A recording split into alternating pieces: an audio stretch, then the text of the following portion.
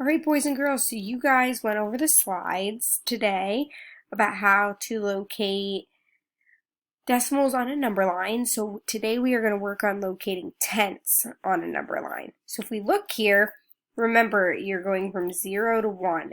So in between 0 to 1, it's going to count by 1. So 1/10, 2/10, 3/10, 4/10, 5/10, 6/10, 7/10, 8/10, 9/10, and then 10/10, because 10 over 10 equals 1 whole.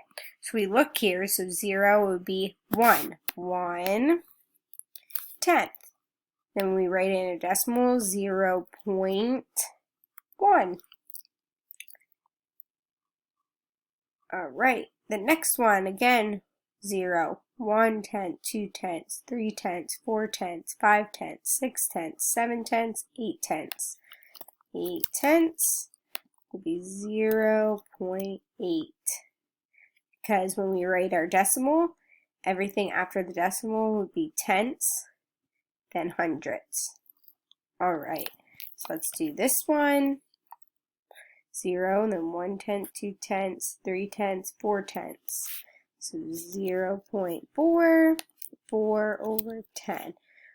Okay, as you can see, I already wrote the fraction, but if you look at the directions, it says label each decimal on the number line by drawing an arrow to it.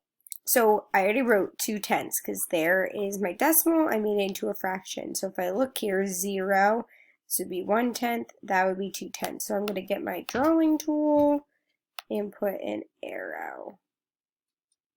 Okay, I already did this fraction, 9/10. So 0, 1/10, 2/10, 3/10, 4/10, 5/10, 6/10, 7/10, 8/10, 9/10. Draw an arrow. All right, I would like you guys to do the rest.